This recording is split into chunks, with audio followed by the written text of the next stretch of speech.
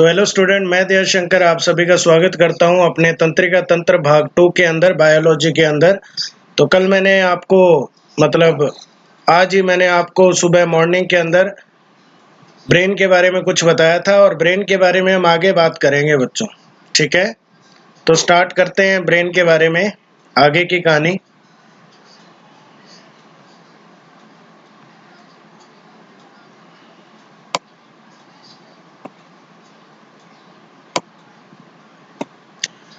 तो ब्रेन के बारे में बच्चों मैंने बता दिया था कि ये सल्कस भाग क्या करता है, कई बार एग्जाम में पूछ लेते हैं। और ब्रेन में हम पढ़ रहे थे बच्चों अग्र मस्तिष्क, और अग्र मस्तिष्क के अंदर अपने पढ़ रहे थे प्रै मस्तिष्क, जो मस्तिष्क का सबसे बड़ा भाग होता है। ठीक है, तो सल्कस कई बार पूछ लेते हैं बच्चों, सल्कस क्या करता है? अग्रपाली और मध्यपाली को एक दूसरे से अलग करने का काम कौन करता है? सल्कस।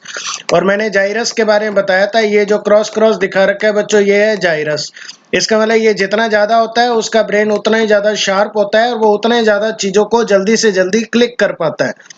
और इसको कम या ज्यादा करना अपने आप में ही होता है बच्चों। अगर अपने ज्यादा सोचते हैं तो हमारा दिमाग काम करना बंद कर देता है। इसका मतलब ये है कि सल्कस का लेवल कम हो जाता है, क्योंकि जो चीज आप देखते हो वही चीज दूसरा देख रहा होता है। मान लो कि आप क्लास में बैठे हो, एक बंदा अगर एक क्लास को देख रहा है तो आप भी उसी क्लास को देख रहे हो।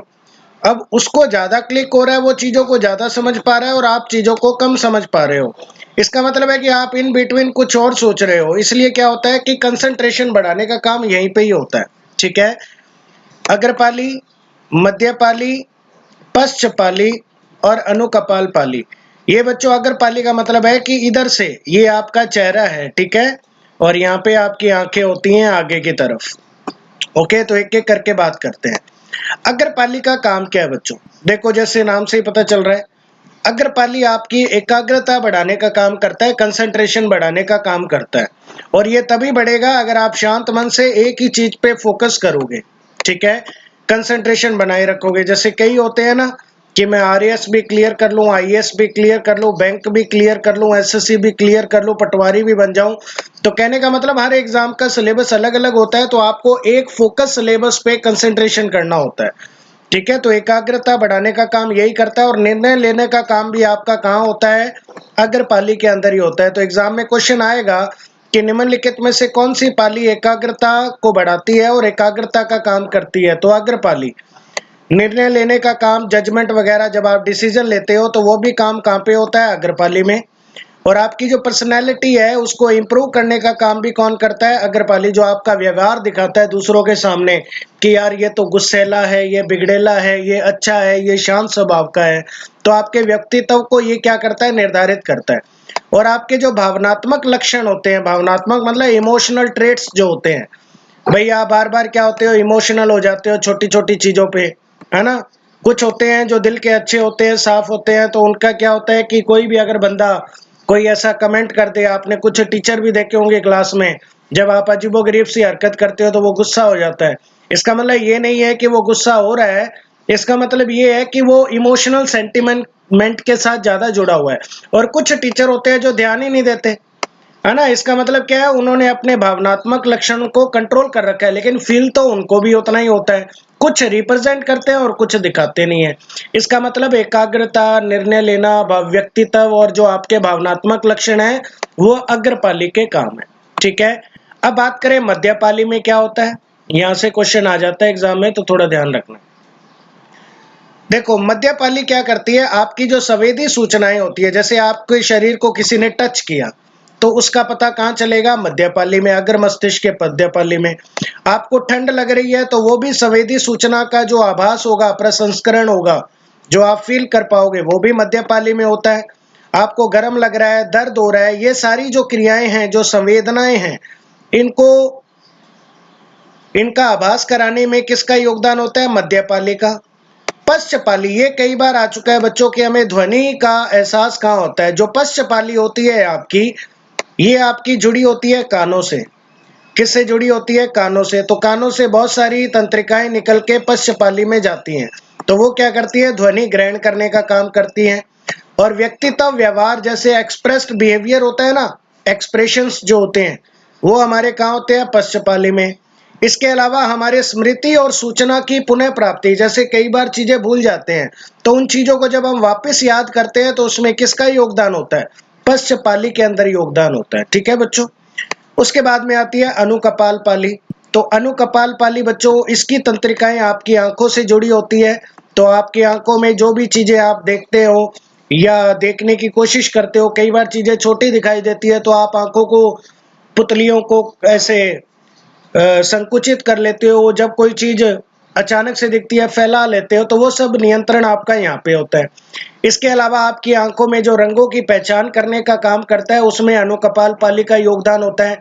और जब आपके सामने कोई चीज आ रही होती है कि यार ये तो छोटा सा है, ये बहुत बड़ा है ना, तो ये सारी चीजें आपकी कहाँ पे होती है? अनुकपाल पाली में होती है। कुल मिला के अग्र मस्तिष्क के अंदर काफी सारा काम होता है। ठीक है, आगे चलते हैं। अब हम बात करेंगे हमारे अग्र मस्तिष्क का भाग है, यहां से भी क्वेश्चन आता है बच्चों, अति महत्वपूर्ण है एग्जाम का। कहने का मतलब यूं कह सकते हो 99% चांस है कि यहां से क्वेश्चन आएगा। तो देखो, डाई का मतलब होता है दो। इसका मतलब आपके मस्तिष्क में दो भाग हैं, एक का नाम है थैलेमस और एक का नाम है हाइपोथैलेमस। वैसे हाइपोथैलेमस एक प्रकार की अंतःस्रावी ग्रंथि का काम करती है। किसका? अंतःस्रावी ग्रंथि का। थैलेमस को हम रिले सेंटर भी कहते हैं। रिले सेंटर का मतलब है यह प्रसारण केंद्र है। प्रसारण केंद्र कैसे? जैसे आपको भूख लग रही है बच्चों, प्यास लग रही है, या आप सुखी हो या दुखी हो या आपको गुस्सा आ रहा है, तो उन सब का प्रसारण करके उनकी सूचनाओं को हाइपोथैलेमस के पास भेजने का काम कौन करता है? थैलेमस करता है। इसका मतलब थैलेमस क्या करता है? रिले करता है, चीजों का आभास करता है कि हाँ, इस आदमी को भूख लग रही है, इसको प्यास लग रही है, ये दुखी है, ये सुखी है, इसको डर लग रहा है, ये अकेलापन महसूस कर रहा है, छोड़ के चली गई तो अकेला लग रहा है, इसको चाहत है, चाहता नहीं मतलब चाहत है किसी चीज की कि भाई मेरे को पटवारी बनना है, आरएएस बनना है, मेरे को रेलवे एनटीपीसी में सिलेक्शन लेना है। उदास हो गया, सिलेक्शन नहीं हुआ, तो ये सारी सूचनाओं का आभास कौन करेगा आपके शरीर में? थैलेमस करेगा। और ये थैलेमस क्या करेगा? इन्हीं संदेशों को हाइपोथैलेमस के पास भेजेगा। और ये हाइपोथैलेमस क्या करेगा? जो थैलेमस से जितने भी संदेश आपको प्राप्त हुए हैं, उन सब का नियंत्रण करने का काम ये करेगा और इनका पता लगाने का काम थैलेमस करेगा। यह एक अंतःस्रावी ग्रंथि भी है।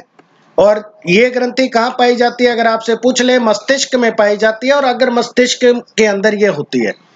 इसको हेडमास्टर ग्रंथि भी कहते हैं। हेडमास्टर क्यों कहते हैं बच्चों? देखो, मास्टर के ऊपर कौन होता है? हेडमास्टर। तो आप सबको एक चीज पता है कि पीयूष ग्रंथि को हम मास्टर ग्रंथि कहते हैं। कहते हैं कि नहीं कहते? पीयूष ग्रंथि को मास्टर ग्रंथि कहते हैं। इसका मतलब थैलेमस जो ग्रंथि है वो आपकी पीयूष ग्रंथि पे नियंत्रण रखती है। इसका मतलब ये हेडमास्टर ग्रंथि है। समझ गए बात को? इसका मतलब पीयूष ग्रंथि किस पे नियंत्रण रखती है बच्चों? पीयूष ग्रंथि पे नियंत्रण किसका होता है? हाइपोथैलेमस का। ठीक है, तो बाकी अंतःस्रावी तंत्र में हम पीयूष ग्रंथि की बात करेंगे डिटेल में। ओके, आगे चलते हैं। फिर आता है बच्चों घ्राण पिंड। घ्राण पिंड का मतलब होता है ओल्फैक्टरी लोब। ये जो आपको समोसे बनते हैं, कचौरी बनती है, मिठाइयाँ बनती हैं, घर में खाना बनता है, तो आप सुगंध लेते हो ना, तो ये सूंघने की संवेदना प्रदान करती है। ये भी हमारे मस्तिष्क का ही भाग है, अगर मस्तिष्क का सूंघने की संवेदना प्रदान करता है हमें। और कहते हैं कि जानवरों में सबसे ज्यादा विकसित होती है। आपने कुत्तों को देखा होगा, सिक्योरिटी के लिए कुत्ते रखे जाते हैं ना, आर्मी वाले कुत्ते रखते हैं, पुलिस वाले कुत्ते रखते हैं। आपको किसी भी सुगंध और दुर्गंध का एहसास भी इसी से होता है। लेकिन कुत्ते क्या होते हैं? आपने चीज देखी होगी, कुत्ता जब टॉयलेट करता है तो चीज को सूंघता है। वो इसलिए सूंघता है ताकि कल को मैं कहीं टॉयलेट करने जाऊं तो मैं, जहां पे मेरे को वो स्मेल आए, मैं वहीं पे ही टॉयलेट करूं। ठीक है, तो इसका मतलब आपने देखा होगा कुत्ते अपनी एक फिक्स जगह पर सूंघ के टॉयलेट या जो भी उनको काम निपटाना होता है, निपटना आप समझ ही गए हो, तो उन सब का काम यही करते हैं। और कुत्तों में सबसे ज्यादा विकसित होती है, इसीलिए बच्चों आर्मी वाले या पुलिस वाले कुत्ते रखते हैं जब कोई मर्डर वर्डर हो जाता है, क्योंकि उनमें सूंघने की क्षमता ज्यादा होती है और वो पहचान लेते हैं। इसी तरह बच्चों सांपों के अंदर भी एक जैकोबिन नाम का एक संवेदी अंग होता है, जिससे वो क्या करते हैं? चीजों का पता लगाते हैं। ठीक है, जैकोबियन संवेदी अंग होता है। ये एसएससी के अंदर आया हुआ है कि सांपों के अंदर जो घ्राण पिंड पाया जाता है वो कौन सा है? ऑल्फैक्टरी लोब कौन सा है? तो वो होता है बच्चों कौन सा? तो आप क्या बताएंगे? वो होता है आपका जैकोबियन ग्रांड पिंड, ठीक है, आगे आएगा, मैं नोट करके लिखवाया भी हुआ है, ठीक है। तो ये थी अग्र मस्तिष्क की बात। अब आते हैं बच्चों मध्य मस्तिष्क का। तो मध्य मस्तिष्क के ज्यादा कोई काम है नहीं, वैसे हमारे मस्तिष्क का दूसरा सबसे बड़ा भाग माना जाता है। इसका मतलब अगर मस्तिष्क के अंदर जो उपस्थित प्रे मस्तिष्क है सेरेब्रम, वो सबसे बड़ा है, ये दूसरा बड़ा है। इसका मतलब अगर बच्चों कई बार एग्जाम में क्रम पूछ ले आपसे, तो अग्र मस्तिष्क सबसे बड़ा है, उसके बाद में मध्य मस्तिष्क दूसरे नंबर पे आता है, और पश्च मस्तिष्क आपका तीसरे नंबर पे आता है। मतलब सबसे छोटा पश्च मस्तिष्क है, और पश्च मस्तिष्क के अंदर सेरेबेलम भाग सबसे छोटा है।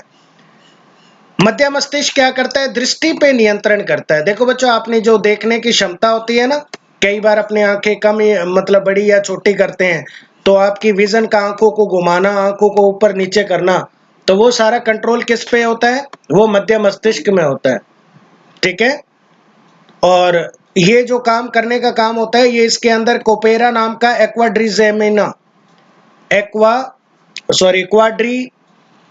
जेमिना नाम का एक सिस्टम पाया जाता है जो ये काम करवाता है, ठीक है बच्चों।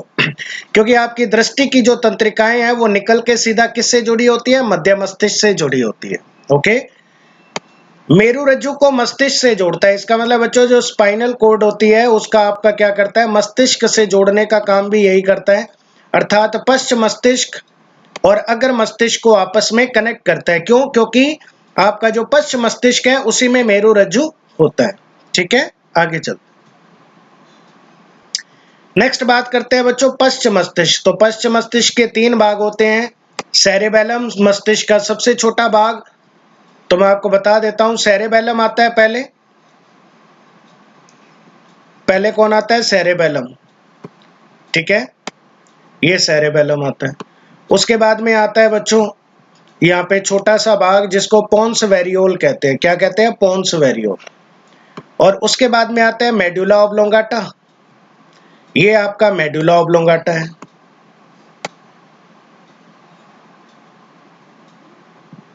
ये आपका क्या है? Medulla oblongata.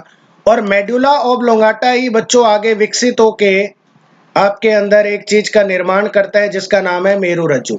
लेकिन ध्यान रखना, मेरु रज्जु मेडुला ऑब्लोंगाटा का विकसित रूप है। मतलब मेडुला ऑब्लोंगाटा ही आगे विकसित होके क्या बनाता है? मेरु रज्जु बनाता है। इसका मतलब ये मेडुला ऑब्लोंगाटा है और ये आपका पोन्स वेरियोल है। कुछ इस तरह से क्रम होता है। सबसे पहले आता है सेरेबेलम, फिर आता है पोन्स वेरियोल, फिर आता है मेडुला ऑब्लोंगाटा, और फिर आपकी आती है मेरु रज्जु। तो मेरु रज्जु आपका सीएनएस का ही भाग है, लेकिन मस्तिष्क का भाग नहीं है। यहाँ तक ऊपर का जो पोर्शन है ये मस्तिष्क का भाग है, इतना। तो बात करते हैं अनुमस्तिष्क। मैंने बताया जैसे हमारे मस्तिष्क का सबसे छोटा भाग है, और अनुमस्तिष्क का नाम है मेटाएन्सीफेलॉन भी कहते हैं इसे। क्या कहते हैं? मेटाएन्सीफेलॉन। जिस तरह बच्चों मैंने आपको प्रे मस्तिष्क में बताया था कि उसमें धूसर द्रव्य बहुत ज्यादा भरा होता है, धूसर द्रव्य मतलब ग्रे मैटर कूट कूट के भरा होता है, उसी तरह अनुमस्तिष्क के अंदर श्वेत द्रव्य पाया जाता है। और ये श्वेत द्रव्य क्या करता है? दूसरा द्रव्य क्या करता था? आपके शरीर की मेमोरी, सोचने विचारने की क्षमता, वो सब काम करता है। और श्वेत द्रव्य क्या करता है? आपके शरीर का बैलेंस बनाता है। बैलेंस कैसे? जैसे आप चलते फिरते हो, कहीं लड़खड़ा जाते हो, फिर संभल जाते हो, है ना, या आप साइकिल चला रहे हो, कहीं इधर ना गिर जाओ उधर ना ही गिर जाओ, तो ये सब बैलेंसिंग कौन करता है? अनुमस्तिष्क करता है। इच्छिक क्रियाओं पर नियंत्रण करता है। इच्छिक क्रियाएं जैसे बच्चों आपको किसी को चांटा लगाना है तो आपके बस में है, आप चांटा लगा दोगे, ठीक है। तो ये इच्छिक क्रियाएं होती हैं। आपको सर घुमाना है, सर घुमा लो, इच्छिक क्रिया है। आपको हाथ घुमाना है, हाथ घुमा लो, इच्छिक क्रिया है। तो ये सब इच्छिक क्रियाओं पे नियंत्रण होता है, किसका? अनुमस्तिष्क का। आगे बात करें बच्चों पोन्स वेरियोल। तो मस्तिष्क स्तंभ के निर्माण में सहयोग करता है। सर ये मस्तिष्क स्तंभ क्या है? देखो बच्चों, ये तो हो गया सेरेबेलम। सेरेबेलम के बाद में आ गई पोन्स वेरियोल, और पोन्स वेरियोल के इस साइड में यहां तक, इसके बाद में तीसरा भाग आएगा मेडुला ऑब्लोंगाटा, ये मेडुला ऑब्लोंगाटा। तो इनके यहाँ पर साइड में एक स्तंभ पाया जाता है जिसे कहते हैं मस्तिष्क स्तंभ। तो उसको बनाने में कौन सहयोग करता है? पोन्स वेरियोल करता है। इसके अलावा प्रे मस्तिष्क और अनुमस्तिष्क के मध्य एक संयोजक कड़ी है। समझ गए बात को बच्चों? अब आप मान लो लड़खड़ा गए तो सबसे पहले ये संदेश जाएगा प्रे मस्तिष्क के बाद, वो डिसीजन लेगा कि हाँ लड़खड़ा गए हो तो संभल जाना है। तो ये सब लिंक करने का काम किसका है बच्चों? पोन्स वेरियोल का। ओके, और इसके अलावा ये श्वसन को भी नियंत्रित करती है, श्वसन क्रिया को। वैसे तो ये अनैच्छिक क्रिया है, मुख्यतः इस पे यूं कह सकते हो कि ज्यादातर मेडुला ऑब्लोंगाटा ही ये काम करता है। और एग्जाम में जो क्वेश्चन आता है वो मेडुला ऑब्लोंगाटा के रिगार्डिंग ही क्वेश्चन आता है बच्चों। ठीक है, आगे बात करें नेक्स्ट।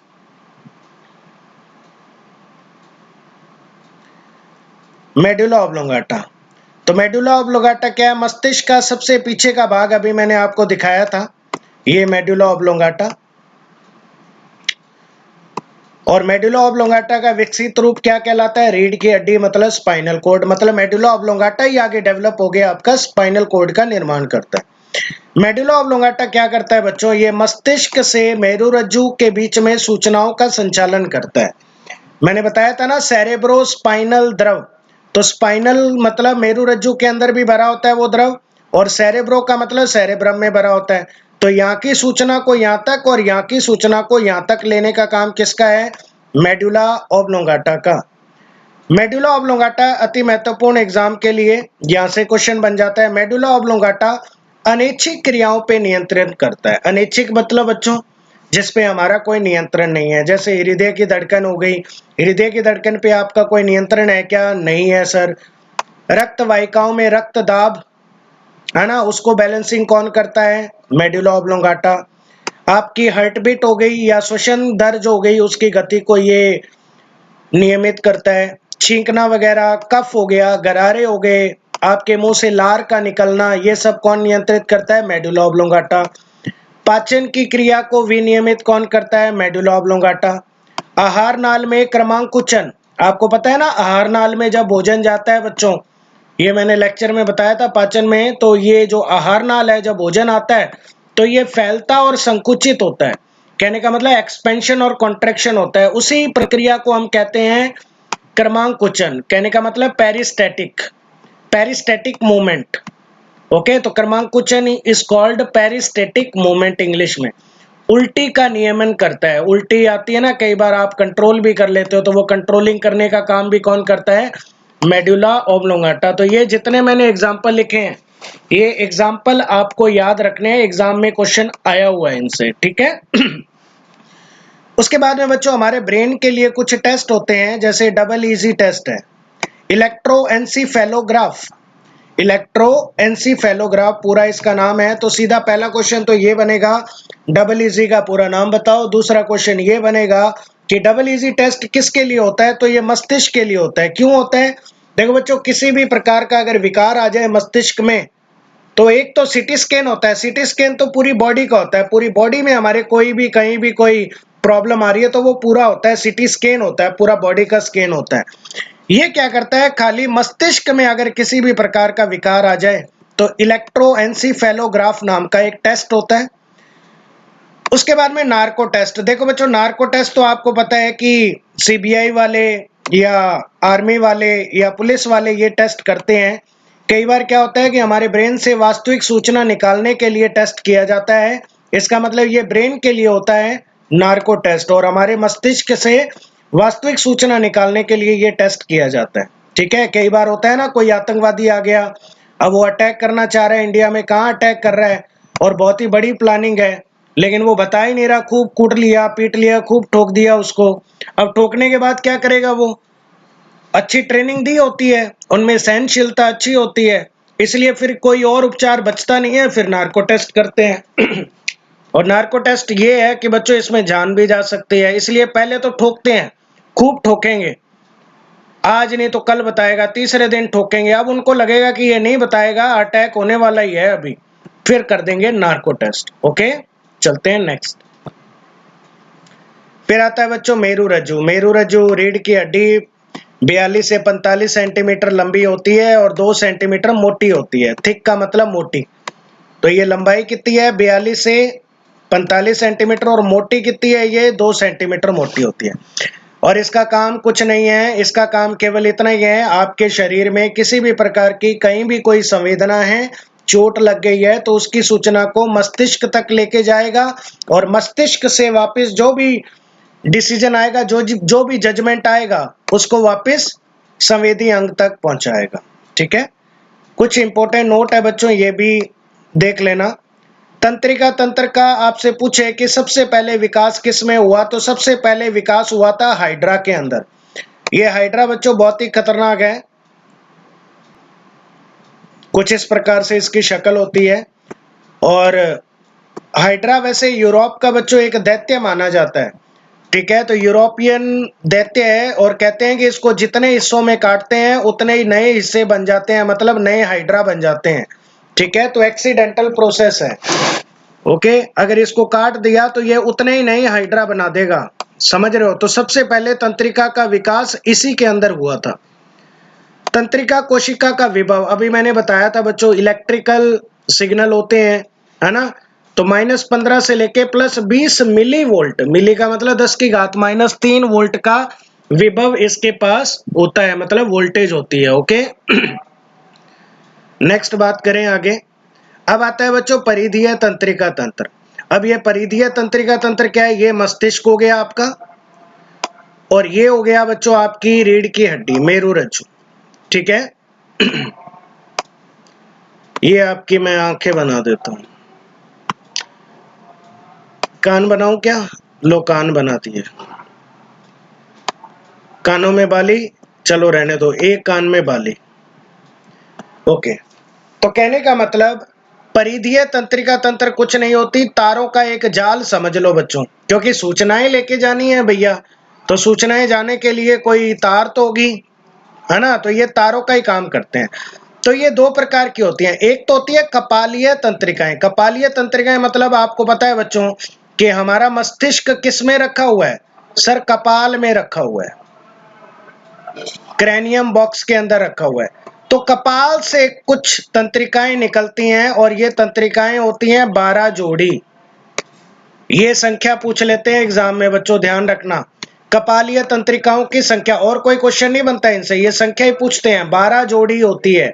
और ये कहां से निकलती है, हमारे कपाल से निकलती है। ठीक है, तो कपालीय तंत्रिकाएं कपाल से निकलती हैं, और मेरु तंत्रिकाएं, मेरु मतलब स्पाइनल कोड, ये कहां से निकलती हैं, ये आपकी मेरुरज्जु से निकलती हैं तंत्रिकाएं।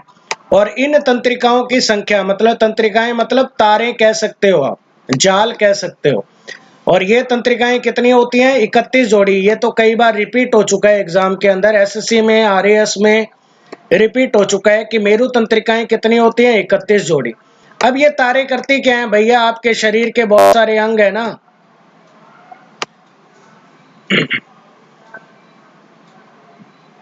ये देखो खतरनाक बना दिया मैंने।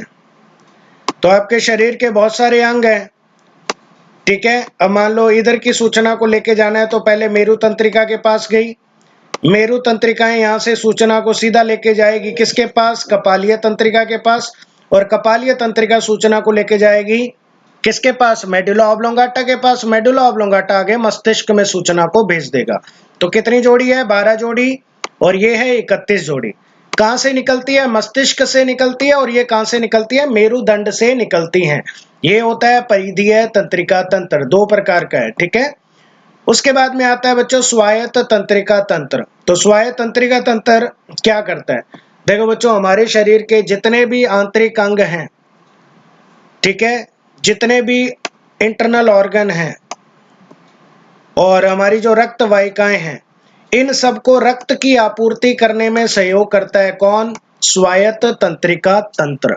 मतलब ये ऐसा तंत्र है जो आपको चीजों को, देखो ये भी दो प्रकार का होता है, एक तो ऐसा तंत्र होता है जो चीजों को एक्साइट करता है, उत्तेजित करता है, और एक ऐसा तंत्र होता है अगर कोई चीजें उत्तेजित है तो उनको ठंडा करता है। तो उसके आधार पे इनको दो भागों में बांटा गया है, अनुकंपी और परानुकंपी। तो देख लेते हैं अनुकंपी और परानुकंपी।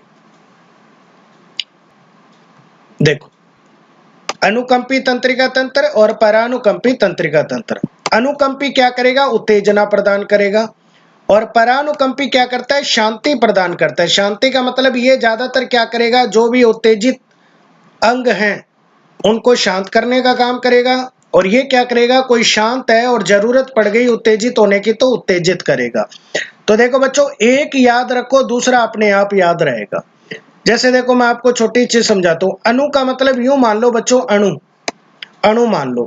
अब एक बात तो, भूकंप आया तो अणु क्या करेंगे सर? अणु उत्तेजित हो जाएंगे, उत्तेजित हो जाएंगे।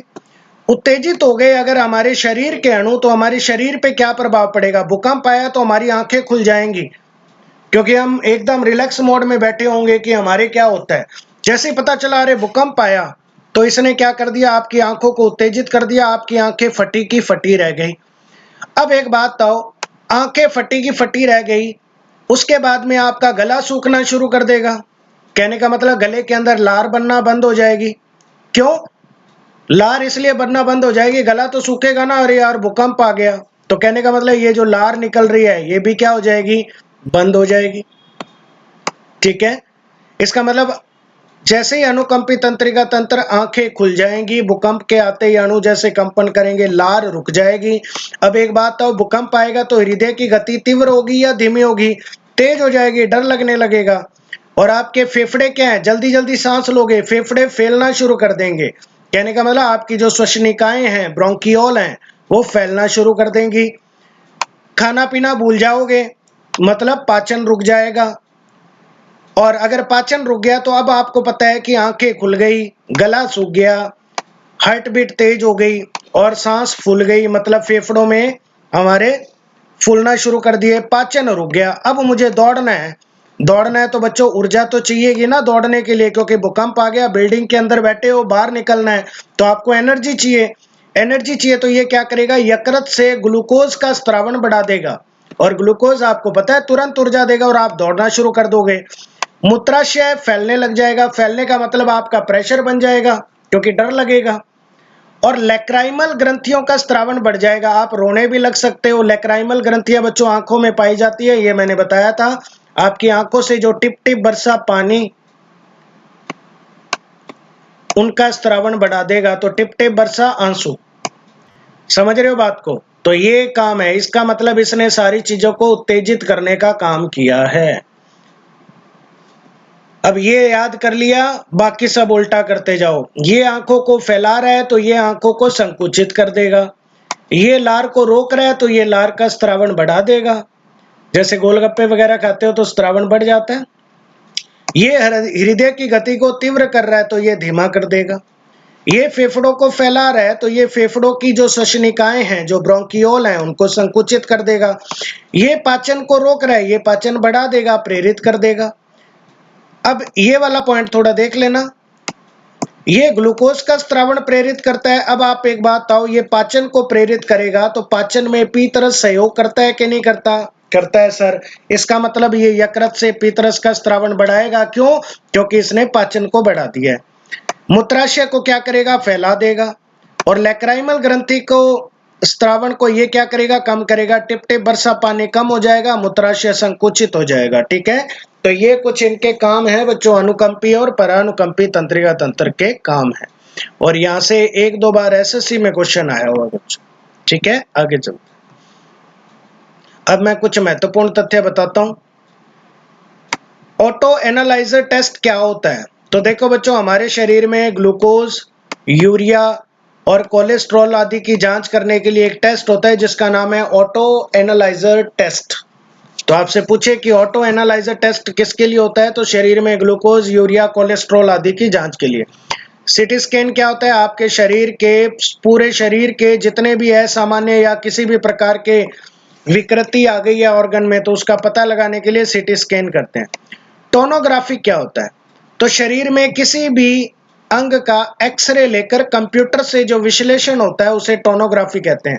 पहले एक्सरे कर लिया, एक्सरे करने के बाद में कंप्यूटर में जो प्रोसेस होती है उसे एनालाइज करते हैं, उसे कहते हैं टोनोग्राफी। अब बात करते हैं मस्तिष्क के विकार, यहां से क्वेश्चन आ जाता है। हंटिंगटन रोग, पहला क्वेश्चन यही पूछता है कि निम्नलिखित में से आपको दे दिया, जैसे हंटिंगटन रोग दे दिया, पूछेगा कि किस अंग को प्रभावित करता है, तो सीधा लिखना है मस्तिष्क। हंटिंगटन रोग की बात करें बच्चों, तो ये अनुवांशिक रोग भी है। अनुवांशिक का मतलब आपके घर में किसी को पहले हुआ है तो ये आपको हो सकता है। इसके बाद में न्यूरोलॉजिकल भी है। न्यूरोलॉजिकल मतलब आपकी तंत्रिकाएं खुद से भी परेशान हो सकती हैं, आप परेशान कर सकते हो। तो ये दोनों ही प्रकार का है, जेनेटिक भी है न्यूरोलॉजिकल भी है। और ये किसको प्रभावित करेगा? मस्तिष्क को। अब इसमें होता क्या है, इसमें भावनात्मक विकार होते हैं, मतलब इमोशनल हो जाता है आदमी। आपने बुढ़ों में ये ज्यादातर हो ही जाता है बच्चों, क्योंकि बुढ़ापे में आपने देखा होगा, आप दादा या दादी से मिलते हो, आपको मिलते ही रोना शुरू कर देते हैं। इसका मतलब भावनात्मक विकार उत्पन्न हो जाते हैं, धीरे धीरे मस्तिष्क की कोशिकाएं नष्ट करना शुरू कर देती है। और वो आज आप मिले, आज थोड़ा बहुत याद है, 2 साल बाद मिलोगे तो वो आपको पहचान ही नहीं पाएंगे, है ना। और जब ये लक्षण बच्चों दिखना शुरू हो जाते हैं तो 10 से 15 वर्ष के बीच में उनकी क्या हो जाती है? मृत्यु हो जाती है। ठीक है, तो हंटिंगटन रोग याद रखना है बस, किसको प्रभावित करता है? मस्तिष्क को। नेक्स्ट आएगा मेनिंजाइटिस। मेनिंजाइटिस बच्चों मैंने आपको बताया था कि हमारे मस्तिष्क के ऊपर 3 स्तरीय परत होती है, पैरामीटर, डायामीटर, पायामीटर, डायामीटर और एर्केनोइड, है ना। तो इन झिल्लियों के अंदर क्या आ जाती है? सूजन आ जाती है। और ये सूजन आती किससे है? ये बच्चों वायरस भी हो सकता है, बैक्टीरिया के कारण भी हो सकता है, या अन्य कोई सूक्ष्म जीव के कारण हो सकता है। कई किताबों में आपने पढ़ा होगा, किसी ने इसको जीवाणु जनित बताया, किसी ने इसको विषाणु जनित बताया, लेकिन वास्तविकता ये है कि ये विषाणु, जीवाणु या किसी से भी इन्फेक्शन हो सकता है। आपकी मेनिंजाइटिस जो परतें हैं जो मस्तिष्क पे पाई जाती हैं उनमें संक्रमण हो जाता है। मिर्गी आपको पता ही है बच्चों, मुंह से झाग वगैरह, दौरे वगैरह पड़ने शुरू हो जाते हैं। अमनेशिया, अमनेशिया मतलब होता है जब बच्चों बाई चांस आप रात को आ रहे हो, किसी ने ठोक दिया, आपके चोट हो गई, आप चोट के कारण बेहोश हो गए, उसके बाद में जब होश आया तो आपको चीजें भूलना शुरू हो गई, आपकी स्मरण शक्ति कम हो गई, चीजें कम याद रहती है, तो इसे कहते हैं अमनेशिया। डिसलेक्सिया, आरएस के अंदर आया हुआ क्वेश्चन बच्चों, डिसलेक्सिया। डिसलेक्सिया में क्या होता है? आदमी जो भी लैंग्वेज हम लिखते हैं ना उसको समझ नहीं पाता है। ठीक है, तो जो भी भाषाएं जो आप पढ़ लिख सकते हो उन भाषा को वो समझ नहीं पाता है। ठीक है। पार्किंसन क्या है? ये भी मस्तिष्क का विकार है। और इसमें क्या होता है? शरीर कांपने लग जाता है, जैसे कोई चाय वगैरह पकड़ाते हो, स्मरण शक्ति कम हो जाती है, भूलना शुरू कर देता है। तो ये पार्किंसन रोग हो गया, डिसलेक्सिया हो गया, अमनेशिया हो गया, मेनिंजाइटिस हो गया। ठीक है। और एल्जाइमर, ये रोग भी क्या है बच्चों? मस्तिष्क को प्रभावित करता है। Okay, next. मस्तिष्क का जो वजन है बच्चों वो हमारे शरीर का लगभग 2% होता है। मतलब हमारे शरीर का भार है तो उसका लगभग 2% भार किसका होता है? मस्तिष्क का। ये मैंने बताया भी है, 1300 से 1400 ग्राम होता है। प्रतिवर्ती क्रियाएं मतलब रिफ्लेक्स एक्शन, जैसे कोई चीज होती है ना, अचानक से कुछ हुआ तो आपका एकदम जैसे नीचे चोट लगी पैर के, तो आप अचानक से नीचे देखते हो, तो ये जो रिफ्लेक्स एक्शन है, प्रतिवर्ती जो क्रिया है, इसका नियंत्रण केंद्र किसे कहा जाता है? तो इसका नियंत्रण केंद्र कहा जाता है मेरु रज्जु को। कहने का मतलब कशेरुक रज्जु या मेरु रज्जु या रीढ़ की हड्डी या स्पाइनल कोड। ओके।